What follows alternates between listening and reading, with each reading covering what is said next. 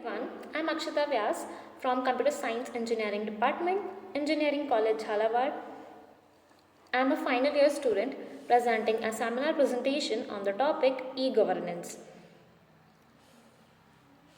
What is e-governance? E-governance is not just a website on internet. It provides government services that are being accessed through internet. It is, it is an application of information technology to the process of government functional to brings out smart, moral, accountable, responsive and transparent government. It refers to any government process or function that is online and in digital form. Origin. In India, in year 1970s, e-governance was originated with a focus on in-house government application in the area of defense, economic monitoring and planning and development of ICT. Initial steps. In year 1970, Department of Electronics was established, the first major steps towards e-governance in India. In year 1977, NIC was established and launched District Information System program to computerize all district offices in the country. E-governance initiatives. In 1998, National Task Force on Information Technology and Software Development was set up. In 1999, History of Information Technology was created. And the first National Conference of States IT Minister was organized in year 2000 and on the topic Common Action Plans to Promote IT in India. State government launched e-governance projects like e-Seva, Bhumi project in Andhra Pradesh, Karnataka respectively. National e-governance plan was launched. It consists of 31 mission mode projects and 8 support components. In year 2012, National Policy on Information Technology was adopted. Objectives. Objectives of e-governance: better service delivered to citizen, improve interface between business and industries, improve efficiency within government, empower people through informations. Pillars of e-governance. So pillars are the base of e-governance. Pillars are the base on which e-governance is established. So the first is people, second is process, third is technology and fourth is resources. So now type of interaction in e-governance. There are 4 types of interaction that I have mentioned in this PPT. That is G2G, G2C, G2B and G2E. G2G is government to government interaction. G2C, government to citizen interaction. G2B, government to business interaction. G2E, government to employees interaction. Now, government to government interaction. It is a kind of interaction between various departments and agencies within government or between two government like unions and state or in between state governments. Its primary aim is to increase efficiency, performance and output. Government to citizen. It is an interaction between government and citizens. This enables citizens to benefit from the efficient delivery of a large range of public services. It expands accessibility and availability of government services and also provide the quality of services. The primary aim is to make government citizen friendly. Government to business. It enables the business community to interact with government by using e-governance tool.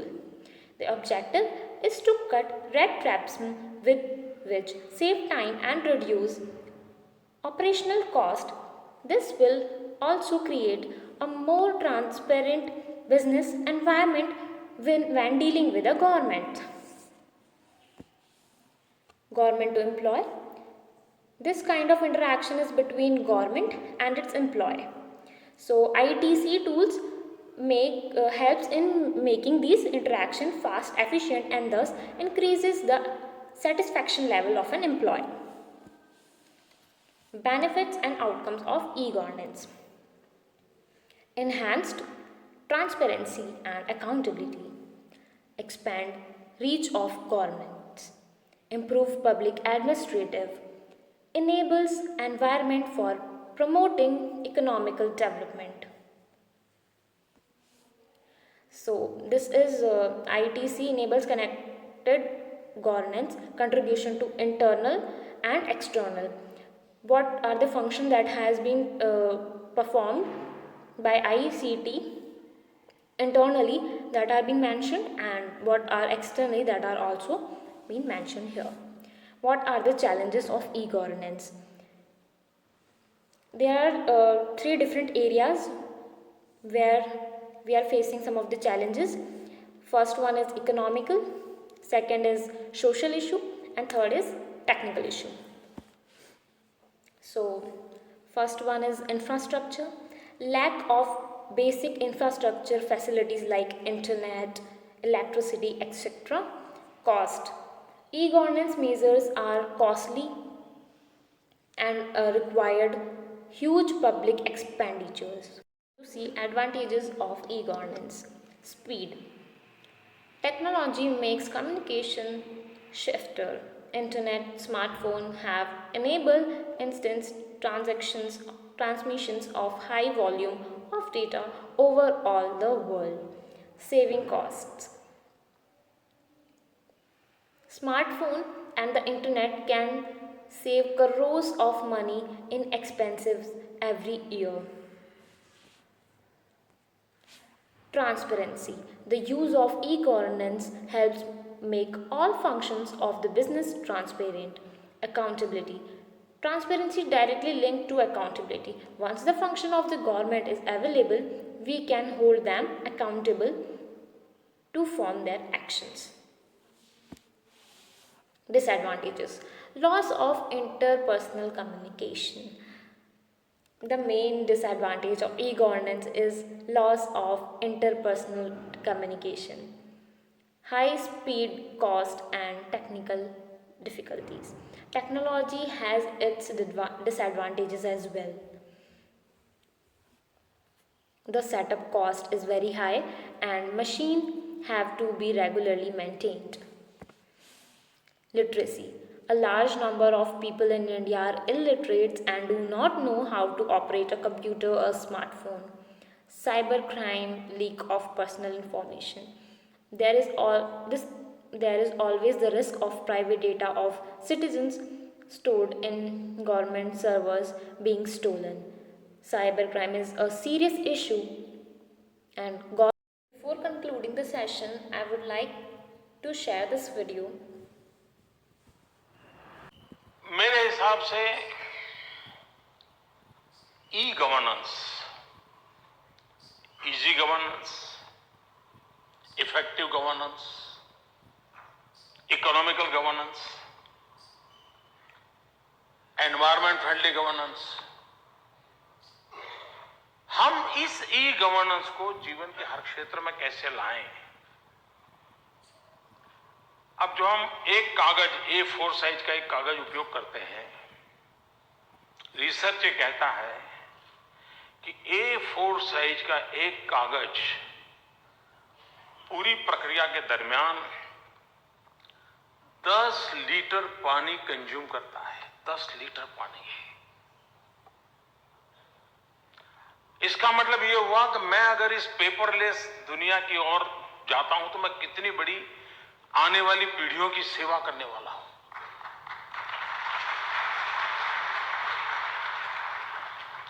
मैं कितने जंगल बचाऊंगा, मैं कितनी बिजली बचाऊंगा।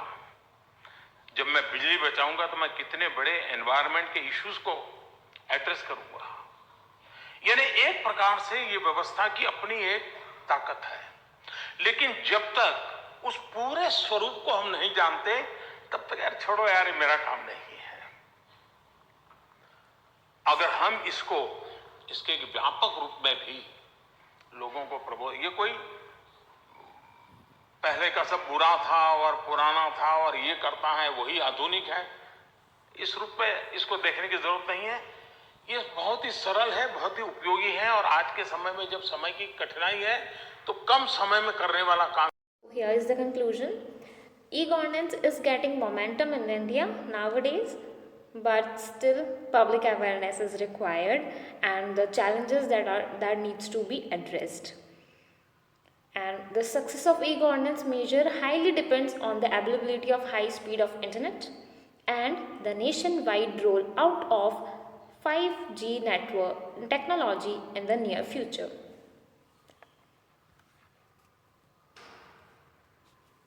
If you have any queries, you can ask. Thank you.